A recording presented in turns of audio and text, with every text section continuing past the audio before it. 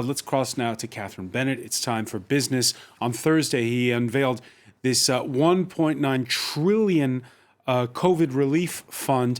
And it's important because he wants to hit the ground running next Wednesday when he becomes president.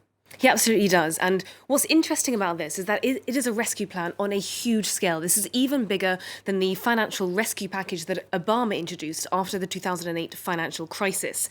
And this is going to run up the US's mountain of debt even further. Biden is betting on a slim Democrat majority in Congress to get the deal over the line. But if it does, it will be a hard-won victory with probably significant Republican opposition. Now, just to recap what's in the plan, there'll be even bigger direct payments to Americans of $1,400, a boost in weekly unemployment benefits to $400, $350 billion in aid for state and local governments, and an increase in the federal minimum wage to $15 an hour.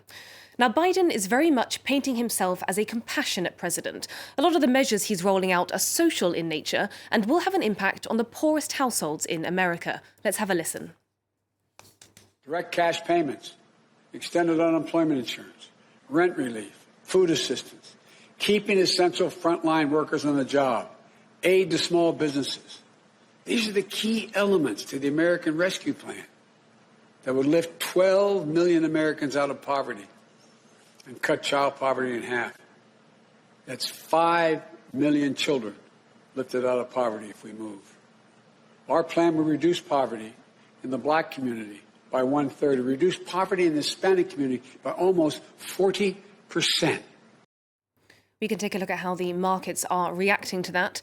Wall Street seeing a sell-off at the end of the week as there were no surprises in Biden's economic plan. The Dow Jones fell 0.4%, the S&P 500 and the Nasdaq dipping further over 1.5%.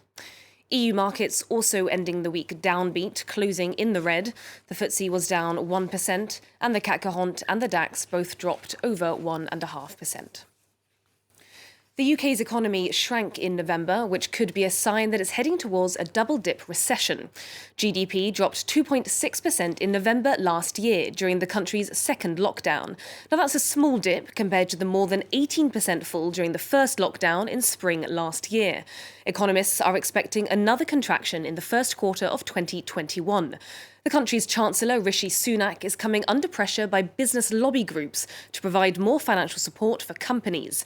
In response to the figures, he admitted that things will get harder before they get better, but he does not plan to extend an economic support package before the next budget deadline in March.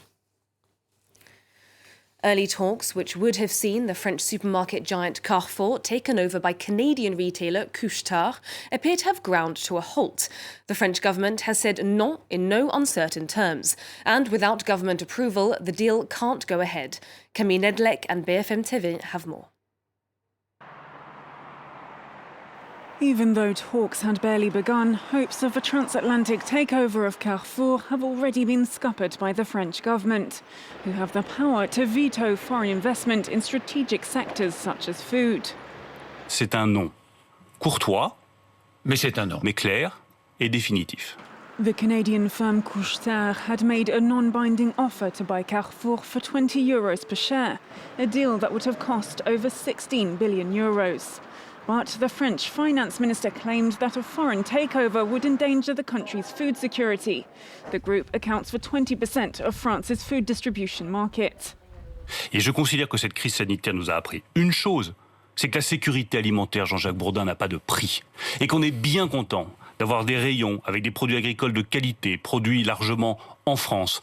Further raising the stakes, Carrefour is also the biggest private sector employer in France, with over 100,000 employees. Couche-Tard and Carrefour's markets have little overlap, so while there's not much room for efficiency savings, the merger wouldn't be expected to result in job cuts, at least in the short term. But unions are still worried. Talks were only at an early stage, but with such a strong reaction from government, neither side may have much appetite to continue the conversation. And finally, from me, we all know how annoying it is when you forget a password for an online service. But imagine if that forgotten password gave you access to millions of dollars. That's the case of a man in the US who only has 2 guesses left to get into a digital wallet with 7,000 Bitcoin, the equivalent of $220 million. Analysts estimate that 20% of Bitcoin in the world, adding up to $140 billion, are stranded behind a forgotten password. Bitcoin prices have skyrocketed in the past few months, but this week stabilised after hitting a peak last week. Can you imagine that, Francois? How annoyed would you be? This sounds like some weird 21st century morality tale. Yeah, this is it. Don't forget your passwords. Write them down. Keep it somewhere safe. And maybe someone can explain to me what Bitcoin's value is based upon. Anyway, that'll be one for another day. Yeah.